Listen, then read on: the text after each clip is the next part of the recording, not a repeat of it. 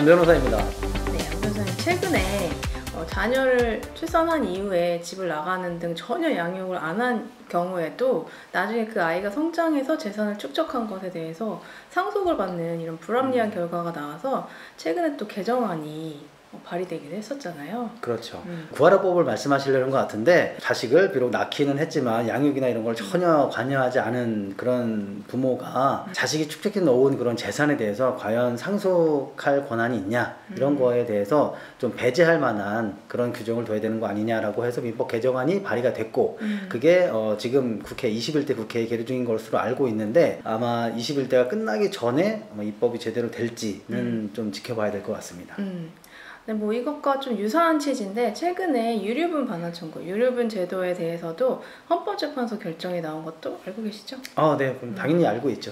저희가 비슷한 취지의 유류분 반환 청구 소송을 하고 있기 때문에 누구보다도 아주 관심 있게 그런 지켜봤던 판정이었습니다. 유류분 제도에 대해서는 당초 입법 취지는 상속인들의 생존권을 보장하고 또 공평하게 상속이익이 분배될 수 있도록 하는 취지도 있었지만, 또 어떤 면에서는 피상속인의 자유로운 재산 처분을 좀 제한하는 면이 있었기 때문에 위헌 의견이 종종 나오긴 했었잖아요. 그렇죠. 네, 그런데 최근에는 일부 규정에 대해서 위헌 결정이 났었습니다. 그래서 저희가 오늘은 이런 유류분 제도 관련해서 이야기를 해보고자 합니다. 우선 헌법재판소 결정이 나기 전까지 민법에서는 누구에게 얼마간의 유류분을 인정하고 있었나요? 일단 유류분이 뭔지를 아시기 전에 유류분을 누구한테 인정하는지를 먼저 설명드리면 될 것 같은데, 일단 기본적으로 상속인이 되셔야 됩니다.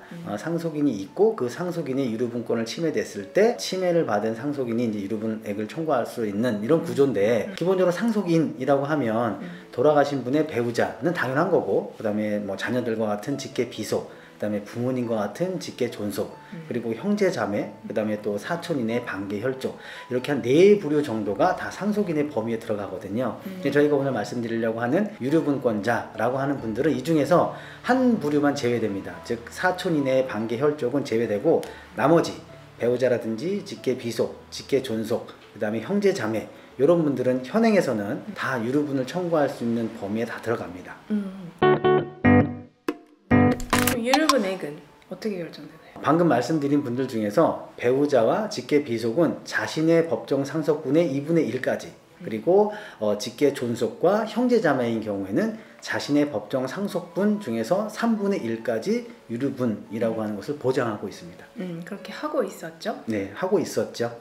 근데 이렇게 말씀을 드리면은 이해하시기가 좀 어려울 것 같은데 간단하게 예를 한번 들어주실까요? 네. 금액으로 좀 말씀을 드릴게요. 복잡한 구조면 오히려 이해하기 어려우시니까 단순화시켜서, 부모님이 돌아가셨는데 남겨진 자녀가 딱 둘이 있는 거예요. 큰딸, 작은딸 이렇게 있고, 돌아가신 분이 가지고 있는 전체 재산이 1억이 있었는데 그 1억을 돌아가시기 전에 다 큰딸에게만 주고 돌아가신 거예요. 그럼 작은딸은 한 푼도 못 가졌잖아요. 이제 요걸 가지고 과연 작은딸이 큰딸에게 청구할 수 있는 유류분액이 얼마냐, 요걸 계산하시면 되는데, 정상적으로 법정 상속분대로 상속이 됐다면 1억을 남겨주셨으니까 5천, 5천씩 가져가시면 됐을 거예요. 근데 큰딸에게만 다 주는 바람에 작은딸은 한 푼도 못 가졌죠. 그러니까 이걸 제가 말씀드린 거에서 대입해서 설명을 드리면, 원래 5천, 5천씩 가질 수 있었고, 그 5천을 가졌다는 전제하에 2분의 1이니까 2,500만 원. 근데 그것조차도 못 가졌잖아요. 그러니까 한 푼도 갖지 못한 둘째 딸이 큰딸에게 자신의 유류분액인 2,500만 원을 청구할 수 있다. 이렇게 이해하시면 될 것 같습니다. 그 정도면 이해를 하실 수 있겠죠? 예, 아주 네. 쉽게 설명드렸기 때문에. 네. 그러면 이번에는 헌법재판소 결정 내용에 대해서 좀 살펴보면, 이번 헌법재판소 결정에서는 형제자매에게 유류분을 인정한 부분이 문제가 되었었죠? 그렇습니다. 현행 민법에서는 형제자매까지가 유류분을 청구할 수 있는 범위에 들어가거든요. 근데 이제 이런 사유가 있었던 거예요. 과거에는 유류분을 청구할 수 있는 범위에 형제자매 것까지 다 들어갔었는데, 예전에는 농경사회고 대가족을 이루다 보니까 아무래도 내가 재산을 형성하는데 내 형제자매도 당연히 기여한 바가 있었겠죠. 그것을 전제로 유류분을 청구할 수 있는 범위에도 형제자매가 들어왔던 건데, 다 핵가족화가 이미 다 이루어졌고 뭐 1인 가족 체제로 벌써 다 많은 부분이 넘어온 상태이기 때문에, 이런 과정에서 형제자매가 내 재산의 축적에 기여한 바가 있다거나, 또는 내가 죽었을 때 내 형제 자매들이 내 재산을 조금 나눠 가질 수 있겠다라고 하는 기대가 있다거나 이런 사정이 전혀 다 없어졌습니다. 그렇기 때문에 다른 건 몰라도 유류분을 청구할 수 있는 자의 범위에 형제 자매까지 들어오는 것은 조금 문제가 있다. 이렇게 판단한 취지 같습니다. 네, 뭐 이름 타당한 면이 있는 것 같아요. 그런데 다음으로 또 부모에게 폐륜행위를 한 자식이 있는 경우도 있는데 이런 자식을 모두 포함해서 일률적으로 유류분을 인정하고 있었잖아요. 이런 부분에 대해서도 이번 헌법재판소 결정에서는 위헌 소지가 있다 이렇게 결정을 내렸죠. 그렇습니다. 현행 민법에서는 상속인에 들어간다 하더라도 상속인에게 일정 사유에 상속인 결격 사유가 있으면 상속인 자격에서 탈락되는 그런 제도가 있거든요. 근데 유류분에 있어서는 결격 사유가 전혀 마련되어 있지 않다 이런 것을 지적하면서 유류분에 있어서도 일정 부분 결격 사유를 마련해야 되는 것이 아니냐라는 취지로 위헌 결정을 내렸습니다. 다음으로 또 상속인이 피상속인인 부모에게 일반적으로 자신에게 인정되는 부양 의무를 넘어서 특별한 부양을 한 경우에 기여분이라는 것을 인정을 하고 있잖아요. 그런데 유류분 반환 청구에 있어서는 이런 기여분을 반영하지 않았었거든요. 이 부분에 대해서도 헌법재판소가 결정을 내렸죠. 그렇습니다. 유류분을 산정할 때도 마찬가지로 부양 의무를 특별히 더 이행한 자식이 있다면 그 자식에 조금 더 재산이 가야 되는 것은 아마 당연한 걸 거예요. 근데 현행 민법에서는 그러한 부분도 전혀 반영되어 있지가 않거든요. 따라서 그런 부분도 전혀 인정하지 않고 일률적으로 유류분을 인정하는 것은 오히려 돌아가신 분, 즉 피상속인의 재산 처분권을 과도하게 제한하는 것이 아니냐 이런 문제가 지적되었습니다. 그런데 헌법재판소 결정에는 여러 가지 유형이 있잖아요. 네. 간단하게 두 가지로 나눠서 단순 위헌 결정, 또 헌법 불합치 결정이라는 것이 있는데 이번 헌법재판소 결정에도 두 가지 유형으로 결정을 했죠.